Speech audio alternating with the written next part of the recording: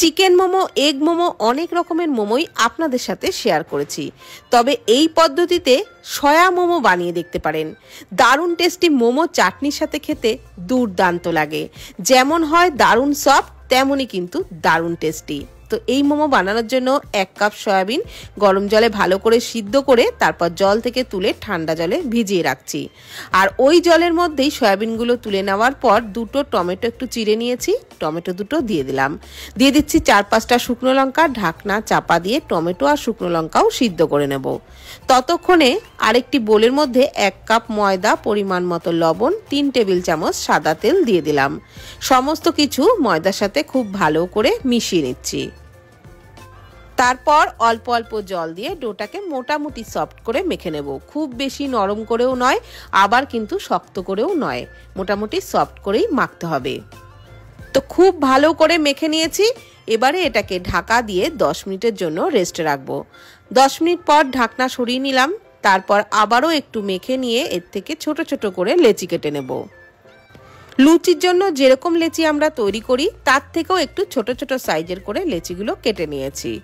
আর ওই 1 কাপ ময়দায় কিন্তু অনেকগুলো লেচি হয়েছিল। এইবার মিক্সির জারেতে নিয়ে নিলাম 5-6 কোয়া রসুন, 3-4টে কাঁচা লঙ্কা একসঙ্গে ঘুরিয়ে নিলাম, মানে জল ছাড়াই কিন্তু পেস্ট তৈরি করে নিয়েছি কাঁচা লঙ্কা আর রসুনের।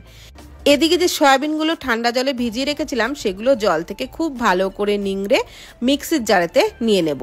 যেই জারের মধ্যে রসুন আর কাঁচা লঙ্কার পেস্টটা তৈরি করে নিয়েছিলাম ওর মধ্যেই জল ঝরানো সয়াবিনগুলো নিয়ে সমস্ত কিছু একসাথে একটু দানা দানা রেখে পেস্টটা তৈরি করে নিয়েছি। এইবার একটা ফ্রাইং প্যানের মধ্যে 3 টেবিল চামচ মতো সাদা তেল নিয়ে নিলাম। ওর মধ্যে দিয়ে দিলাম 1/2 চামচ গ্রেট করা আদা।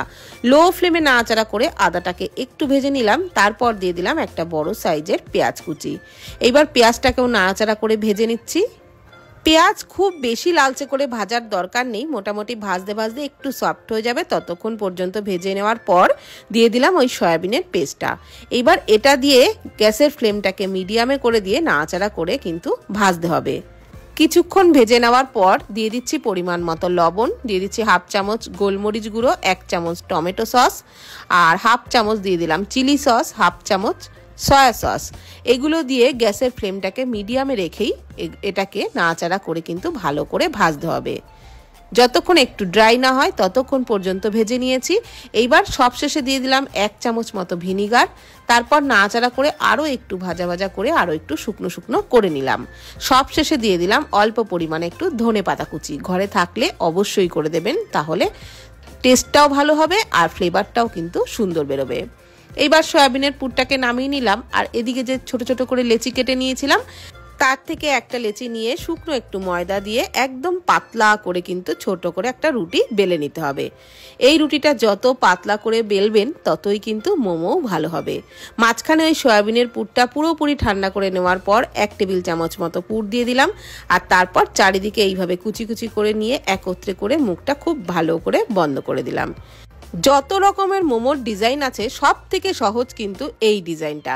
তো একদম ঝটপট হয়েও যায় এই ডিজাইনের মোমো, আর দেখতেও সুন্দর লাগে, আর বানানো তো একেবারেই সহজ। তো এইবার মোমো ভাপিয়ে নেব। কড়াইয়ে অল্প গরম জলের উপরে একটা ছিদ্রযুক্ত থালা বসিয়ে তার উপরে একটু তেল ব্রাশ করে নিলাম।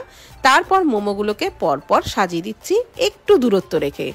একদম গায়ে গায়ে সাজিয়ে দেওয়া যাবে না, তাহলে আবার একটার সাথে আরেকটা কিন্তু লেগে যেতে পারে। ঢাকনা চাপা দিয়ে গ্যাসের ফ্লেমটাকে মিডিয়াম টু লোতে রেখে 15 মিনিট মতো ভাপিয়ে নেব। ততক্ষণে চাটনি রেডি করে নেব। টমেটো যে দুটো সিদ্ধ করে নিয়েছিলাম সেগুলো ঠান্ডা হয়ে গেছে। টমেটোর স্কিনটাকে ছাড়িয়ে মিক্সির জারেতে নিয়ে নিলাম। আর সিদ্ধ করে রাখা শুকনো লঙ্কাগুলোও নিয়ে নিলাম। একসাথে মিহি পেস্ট তৈরি করে নিলাম। একদম মিহি করেই পেস্টটা তৈরি করেছি। এখন একটা ফ্রাইং প্যানের মধ্যে নিয়ে নিলাম 2 টেবিল চামচ সাদা তেল।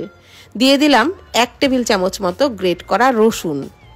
এই মোমোর চাটনিতে রসুনের ফ্লেভারটা কিন্তু দারুণ লাগে, তাই 1 টেবিল চামচ মতো রসুন দিয়েছি, মানে একটু বেশি রসুন দেবেন, খেতে খুব ভালো লাগবে। রসুনটাকে ভালো করে ভেজে নেওয়ার পরই দিয়ে দিলাম টমেটো শুকনো লঙ্কার পেস্ট। আর তারপর নাড়াচাড়া করে একটু ভেজে নিচ্ছি। টমেটোর কাঁচা গন্ধ যাতে একেবারেই না থাকে সেই জন্য একটু নাড়াচাড়া করে ভেজে নিলাম। তারপর মিক্সির পাত্রটা ধুয়ে অল্প পরিমাণে জল দিয়ে দিলাম। ভালোভাবে একটু নাড়াচাড়া করে মিশিয়ে নিচ্ছি। দিয়ে দিচ্ছি সামান্য পরিমাণে লবণ, যেহেতু এর মধ্যে সস দেবো তাই বেশি লবণ দেওয়ার দরকার নেই। হাফ চামচ চিনি, হাফ চামচ দিয়ে দিলাম কাশ্মীরি লাল লঙ্কার গুঁড়ো। ভালোভাবে নাড়াচাড়া করে মিশিয়ে নিচ্ছি। আর তারপর কিন্তু চাটনিটাকে আরও একটু ফুটিয়েও নেব।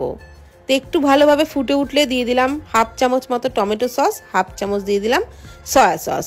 তো নাড়াচাড়া করে ভালো করে মিশিয়ে আরও একটু ফুটিয়ে নিলাম। সব শেষে দিয়ে দিলাম 1 চামচ মতো ভিনিগার। নাড়াচাড়া করে মিশিয়েই চাটনিটাকে নামিয়ে নেব। ঠিক এই রকম ঘনত্বের চাটনিটা তৈরি করেছি। আর এই চাটনির সাথে কিন্তু যে কোনো মোমোই খেতে দারুণ লাগবে। এদিকে প্রায় 15 মিনিট পর ঢাকনা সরিয়ে নিয়েছি। মোমো একেবারেই রেডি হয়ে গেছে। প্রত্যেকটা মোমোই কিন্তু খুব সুন্দর উঠে আসছে, আর প্রত্যেকটা মোমোই কিন্তু একেবারেই নরম তুলতুলে হয়েছে।